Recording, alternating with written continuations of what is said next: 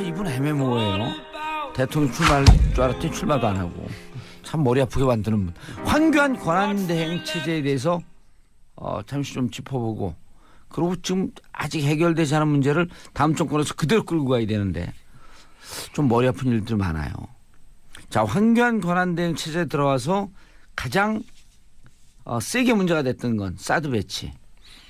그 사드 배치는 2월에도 사드 부품이 들어오고 있습니까? 대정부 질의하니까 모릅니다. 국방부 장관이. 그리고 그날 야밤에 들어왔고. 그렇죠. 4월 그다음에 4월 26일인가에 설치할 때도 배치할 때도 16일 날 이건 차기 정권은 넘어갈 것 같다. 라는 뉘앙스로 얘기했다가 10일 만에 전격적으로 또 배치하고. 자, 한간에서 이런 얘기를 해요. 김관진 안보실장이 이게 유용하다 하지 않라고 하는 논쟁을 떠나서라도 국민들을 2월에 4월에 두 번씩이나 속이는 듯 하면서 이 배치한 부분에 대해서는 청문회 해야 되지 않냐라고 하는 얘기가 이번 대선 기간 중에 나왔거든요. 팩트 체크.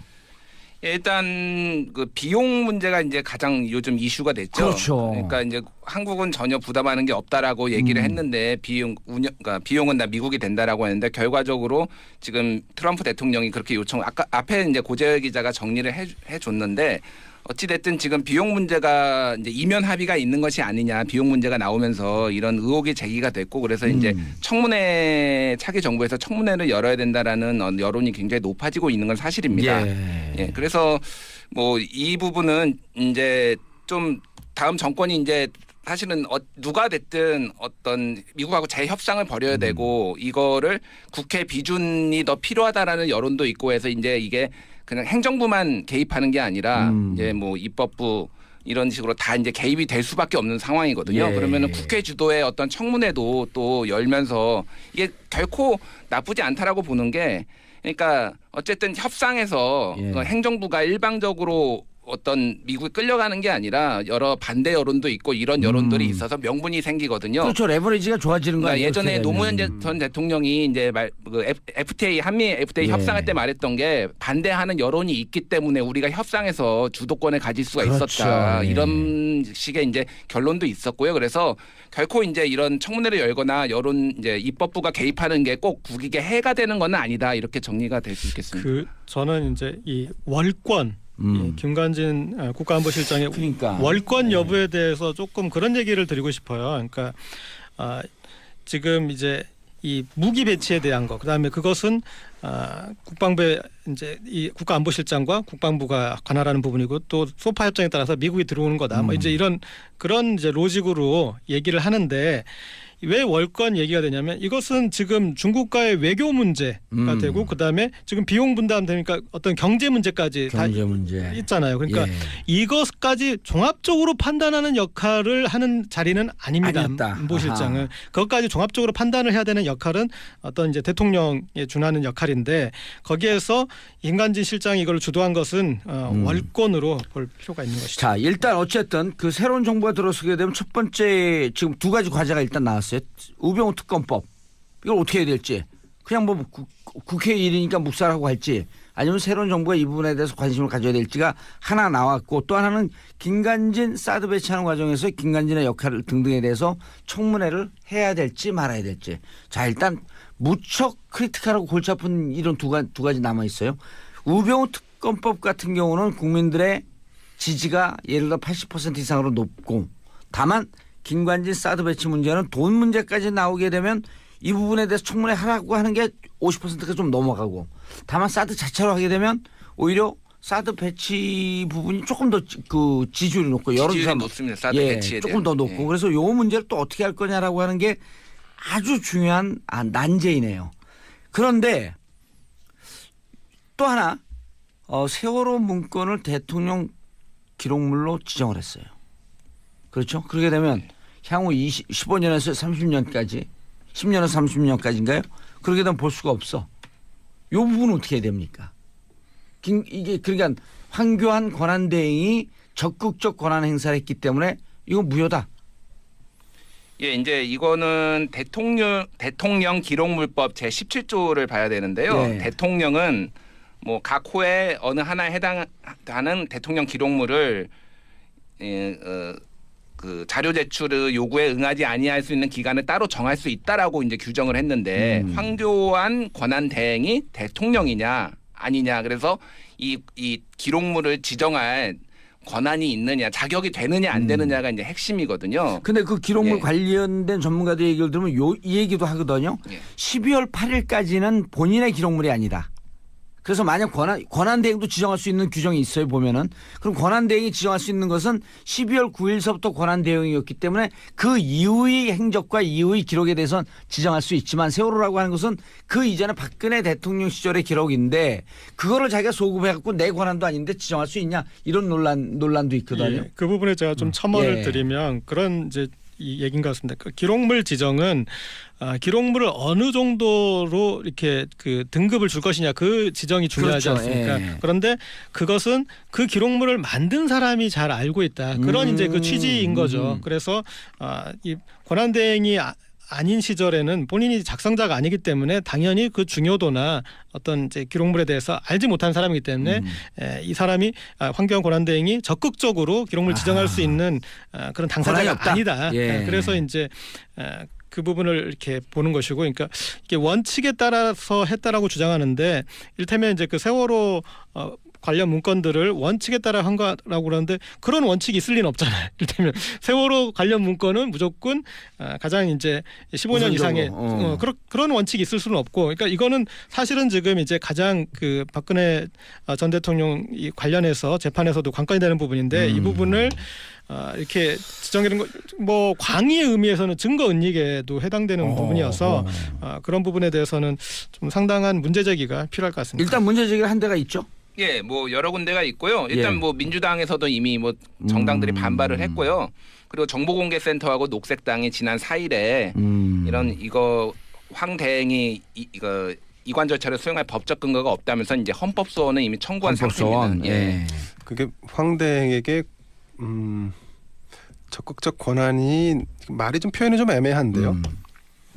변호사도 애매하게 얘기하더라고요. 황교안 대통령 권한 대행이라면 대통령의 권한을 가지고 있다 보는 게 맞지 않겠습니까? 그렇죠. 예, 그러면 대통령이 지금 현재 없고 그걸 대행하는 분이 기록물 이관에 대한 책임자는 맞겠죠.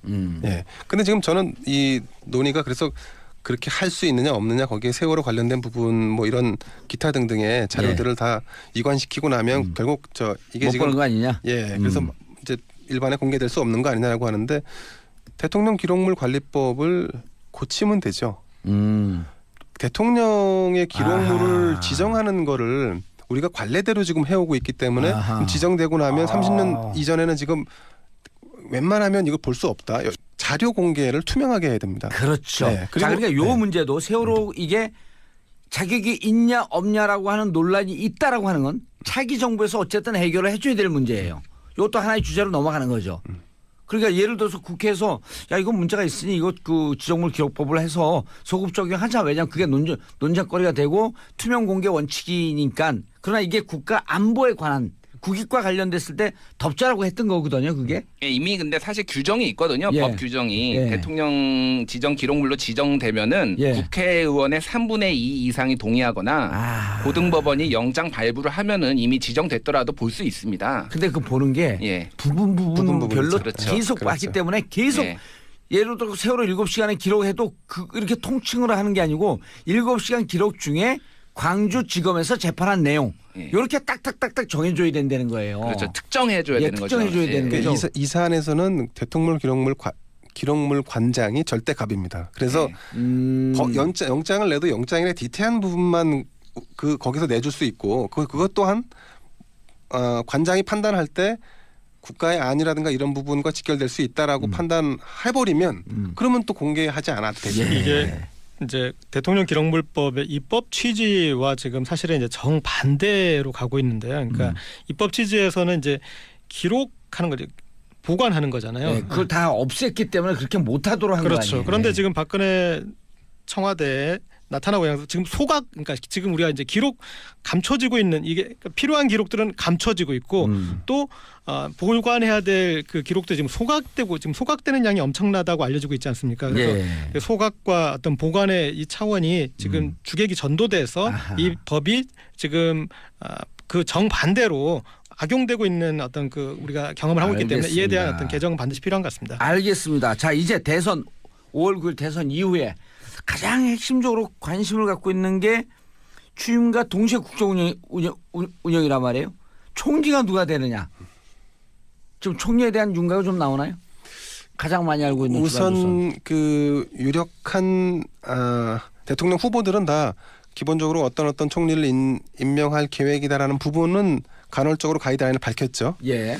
그 문재인 후보의 경우는 비영남 출신을 염두에 두고 있다고 하는데 그 유력한 분은 호남 출신의 제2모 C로 알려져 있는데 이제 제2로 한정을 하면 여러 사람들이 거론될 수 있습니다. 그런데 현직 국회의원이면서 호남 출신이면서 제2의 이니셜을 가지고 있는 분, 뭐 이런 분들이 지금 언급되고 있는 것 같고, 그리고 광주 제일고를 나온 김광두 교수도 그 중에 한 명으로 그러니까 문재인 후보는 고려하고 있는 것으로 보여집니다. 홍준표 후보는 누구를 임명할지 잘 모르겠습니다. 자, 총리에 대해서 그리고 어떠한 총리라고 지금 이제 이렇게 지역만 나오고 있는데 가장 유력한 이제 문재인 후보 같은 경우는 그리고 안철수 후보도 반전이 있다라고 했는데 안철수 후보는 어떤 총리를 얘기하고 있나요? 근데 안철수 후보는 지금 이제 김종인 전 의원을 영입할 때 어떤 뭐 꼭 총리직을 언급한 것은 아니지만 어떤 총리에 준하는 역할을 줄 것으로 얘기했기 때문에 거기에서 다른 사람을 이렇게 총리로 임명한다라는 게 지금 이제 논리 구조상 좀 맞지가 않는 것 같고요. 그렇죠. 알겠습니다. 그리고 어쨌든 제일 중요한 게 이제 국민들이 이 국정 공백이 지난 몇 개월 동안 됐는데 이 국정 공백을 좀 줄여야 된다. 대통령 당선자가 고민돼. 당선자도 아니에요. 그날부터 대통령이야 이제. 대통령이죠. 네. 대통령이 제일 고민해야 될 부분이 뭐죠? 네. 아까 전에 말씀하셨지만은 이제 국정 초반 50일 혹은 100일이 굉장히 중요합니다. 근데 이번에는 유례가 없이 이제 인수위원회가 없이 바로 시작하는 그런 그 대통령이기 때문에 사실 초반에 어떻게 이 여야가 이 당선자를 그러니까 대통령이죠. 당선자가 아니라 대통령을 좀 도와주고 빨리 이렇게 세팅을 할 수 있도록 그 조직 개편이나 이런 것들을 할 수 있도록 초반에 좀 많이 정당에 관계없이 정파에 관계없이 도와주는 게 굉장히 좀 관건이라고 볼 수 있겠습니다. 그럴 리는 없을 것 같고요. 자, 하나 나왔고 또 하나는 김관진 사드 배치하는 과정에서 김관진의 역할 등등에 대해서 청문회를 해야 될지 말아야 될지. 자, 일단 무척 크리티컬하고 골치 아픈 이런 두 가지 남아 있어요. 우병우 특검법 같은 경우는 국민들의 지지가 예를 들어 80% 이상으로 높고 다만 김관진 사드 배치 문제는 돈 문제까지 나오게 되면 이 부분에 대해서 청문회 하라고 하는 게 50%가 좀 넘어가고 다만 사드 자체로 하게 되면 오히려 사드 배치 부분이 조금 더 그 지지율이 높고 여러 지지율이 높습니다. 사드 배치에 조금 더 높고 그래서 요 문제를 또 어떻게 할 거냐라고 하는 게 아주 중요한 난제이네요.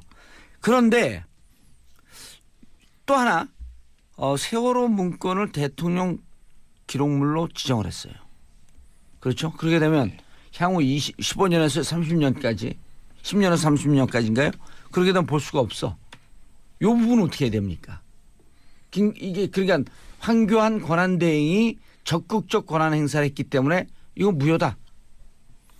예, 이제 이거는 대통령 기록물법 제 17조를 봐야 되는데요. 대통령은 뭐 이런 식의 이제 결론도 있었고요. 그래서 결코 이제 이런 청문회를 열거나 여론 이제 입법부가 개입하는 게 꼭 국익에 해가 되는 건 아니다. 이렇게 정리가 될 수 있겠습니다. 저는 이제 이 월권 김관진 국가안보실장의 월권 여부에 대해서 조금 그런 얘기를 드리고 싶어요. 그러니까 지금 이제 이 무기 배치에 대한 거, 그다음에 그것은 국방부의 이제 이 국가안보실장과 국방부가 관할하는 부분이고 또 소파 협정에 따라서 미국이 들어오는 거다. 뭐 이제 그런 이제 로직으로 얘기를 하는데 왜 월권 얘기가 되냐면 이것은 지금 중국과의 외교 문제가 되고 그다음에 지금 비용 분담 되니까 어떤 경제 문제까지 다 있잖아요. 그러니까 이것까지 종합적으로 판단하는 역할을 하는 자리는 아닙니다. 안보실장은 그것까지 종합적으로 판단을 해야 되는 역할은 어떤 이제 대통령에 준하는 역할인데 거기에서 김관진 실장이 이걸 주도한 것은 월권으로 볼 필요가 있는 것이죠. 자, 일단 어쨌든 그 새로운 정부가 들어서게 되면 첫 번째 지금 두 가지 과제가 일단 나왔어요. 우병우 특검법 이걸 어떻게 해야 될지 그냥 뭐 국회 일이니까 묵살하고 할지 아니면 새로운 정부가 이 부분에 대해서 관심을 가져야 될지가 이분 애매모호해요. 대통령 출마할 줄 알았더니 출마도 안 하고 참 머리 아프게 만드는 분. 황교안 권한대행 체제에 대해서 잠시 좀 짚어보고 그리고 지금 아직 해결되지 않은 문제를 다음 정권에서 그대로 끌고 가야 되는데 좀 머리 아픈 일들이 많아요. 자, 황교안 권한대행 체제에 들어와서 가장 세게 문제가 됐던 건 사드 배치. 그 사드 배치는 2월에도 사드 부품이 들어오고 있습니까? 대정부 질의하니까 모릅니다. 국방부 장관이. 그리고 그날 야밤에 들어왔고. 그렇죠. 4월 그다음에 4월 26일인가에 설치할 때도 배치할 때도 16일 날 이건 차기 정권은 넘어갈 것 같다. 라는 뉘앙스로 얘기했다가 10일 만에 전격적으로 또 배치하고. 자, 한간에서 이런 얘기를 해요. 김관진 안보실장이 이게 유용하다 하지 않라고 하는 논쟁을 떠나서라도 국민들을 2월에 4월에 두 번씩이나 속이는 듯 하면서 이 배치한 부분에 대해서는 청문회 해야 되지 않냐라고 하는 얘기가 이번 대선 기간 중에 나왔거든요. 팩트 체크. 일단 그 비용 문제가 이제 가장 요즘 이슈가 됐죠. 그렇죠. 그러니까 이제 한국은 전혀 부담하는 게 없다라고 얘기를 했는데 그러니까 비용은 다 미국이 된다라고 했는데 결과적으로 지금 트럼프 대통령이 그렇게 아까 앞에 이제 고재열 기자가 정리를 해줬는데 어찌 됐든 지금 비용 문제가 이제 이면 합의가 있는 것이 아니냐 비용 문제가 나오면서 이런 의혹이 제기가 됐고 그래서 이제 차기 정부에서 청문회를 열어야 된다라는 여론이 굉장히 높아지고 있는 건 사실입니다. 예, 그래서 뭐 이 부분은 이제 좀 다음 정권이 이제 사실은 누가 됐든 어떤 미국하고 재협상을 벌여야 되고 이거를 국회 비준이 더 필요하다라는 여론도 있고 해서 이제 이게 그냥 행정부만 개입하는 게 아니라 이제 뭐 입법부 이런 식으로 다 이제 개입이 될 수밖에 없는 상황이거든요. 예. 그러면은 국회 주도의 어떤 청문회도 또 열면서 이게 결코 나쁘지 않다라고 보는 게 그러니까 어쨌든 협상에서 행정부가 일방적으로 어떤 미국이 끌려가는 게 아니라 여러 반대 여론도 있고 이런 여론들이 있어서 명분이 생기거든요. 그렇죠. 레버리지가 좋아지는 거예요. 그러니까 예전에 노무현 전 대통령이 이제 FTA 한미 FTA 협상할 때 말했던 게 반대하는 여론이 있기 때문에 우리가 협상에서 주도권을 가질 수가 있었다. 코에 어느 하나에 해당하는 대통령 기록물을 그 자료 제출의 요구에 응하지 아니할 수 있는 기간을 따로 정할 수 있다라고 이제 규정을 했는데 황교안 권한 대행이 대통령이냐 아니냐 그래서 이 기록물을 지정할 권한이 있느냐 자격이 되느냐 안 되느냐가 이제 핵심이거든요. 근데 그 기록물 관련된 전문가들 얘기를 들으면 이 얘기도 하거든요. 12월 8일까지는 본인의 기록물이 아니다. 그래서 만약 권한대행도 지정할 수 있는 규정이 있어요 보면은 그럼 권한대행이 지정할 수 있는 것은 12월 9일서부터 권한대행이었기 때문에 그 이후의 행적과 이후의 기록에 대해서는 지정할 수 있지만 세월호라고 하는 것은 그 이전에 박근혜 대통령 시절의 기록인데 그거를 자기가 소급해갖고 내 권한도 아닌데 지정할 수 있냐 이런 논란도 있거든요. 그 부분에 제가 좀 첨언을 드리면 그런 이제 이 얘기인 것 같습니다. 그 기록물 지정은 기록물을 어느 정도로 이렇게 그 등급을 줄 것이냐 그 지정이 중요하지 않습니까? 그런데 그것은 그 기록물을 만든 사람이 잘 알고 있다. 그런 이제 그 취지인 거죠. 그래서 이 권한대행이 아닌 시절에는 본인이 작성자가 아니기